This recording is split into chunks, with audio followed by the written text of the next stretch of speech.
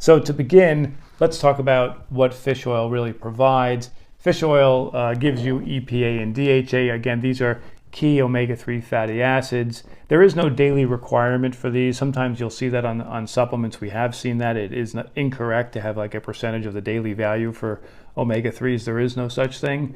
But what's been shown is that people who eat either fish and get fish oil from fish or take fish oil have some benefits, particularly cardiovascular benefits, anti-inflammatory benefits. If you're already eating fish, particularly fatty fish, at least a couple of times a week, you probably don't need fish oil supplements. The only time where you might is if you take very, very high levels, very high concentrations and high doses of fish oil, as found in some of the prescription fish oil products. You can lower your triglyceride levels if you have high triglycerides.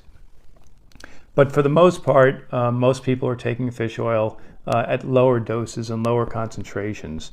The different types of fish oil that are out there, and let's talk first about fish, is taking that fish oil, which is in the natural triglyceride state, and typically cleaning it up, and in the process, chemically changing the fish oil a bit, also making it more stable, either as the ethyl ester form, a reesterified triglyceride form, or a monoglyceride form. And there are some others out there, but those are the most common. To boil it all down, actually, the reesterified triglyceride form seems to have somewhat better absorption than the other forms. However, if you take fish oil with food containing other fats, you will then create bile. That bile will help you digest the fish and the fish oil and help you absorb it. So it really doesn't matter what form you take if you're going to take your fish oil with a fatty meal. If you're taking it with just a glass of water or just a small meal, then you might want to look preferably for the reesterified triglyceride form, although any of the forms will raise your levels of omega-3s in your body. As to whether you want to get fish oil from fish or from algae like algal oil or krill, basically if you're a vegan, you would want to get it from algal oil. You don't want to get it from fish or krill, as those are animals. You would want to get it from algal oil. Algal oil tends to be higher in DHA than EPA. And that's okay if you're not eating fish. It's still worthwhile to take algal oil. Krill oil typically has very low concentrations of DHA and EPA. It does have phospholipids, which can help with absorption. But as I mentioned, if you're taking these oils with a fatty meal, it probably isn't going to make a big difference. It may not be worth the extra money.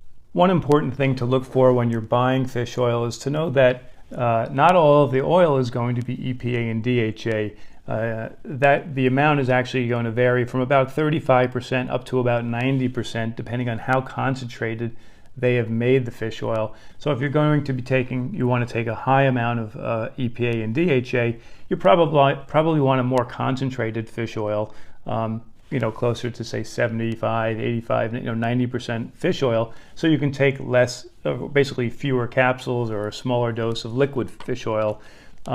If you do use liquid fish oil, be sure to refrigerate it. It will become rancid if left out and not refrigerated. It doesn't create a problem for you, but it may lead to more kind of fishy burps. Also, if you have a problem with burps, you can take an enteric-coated fish oil capsule. These are kind of slightly harder shell. It's not clear how that might affect absorption, though. So personally, I'd rather be taking either liquid fish oil or from a fish oil capsule that's not enteric coated. In terms of potential side effects of fish oil, downsides, if you're taking very high levels, say 4 grams of fish oil a day, it may actually have a blood thinning effect. It may actually suppress your immune system. These are things that have been found in clinical studies. So you want to keep it under 2 grams a day of EPA and DHA. Another issue with taking very highly concentrated fish oil at high doses, even though again it may help lower triglycerides, is it has been shown to somewhat increase the risk of atrial fibrillation. So if you have any history of that type of heart disease, you'd want to avoid taking high levels of concentrated fish oil. So again, all this information in a lot more detail is in our report on consumerlab.com, where we also show where some of these products actually didn't even contain all of the EPA and DHA that they claimed. Some had, for example, only 50% of that EPA and DHA. Fortunately, none of these products are contaminated with heavy metals like mercury, which you will find in fish meat.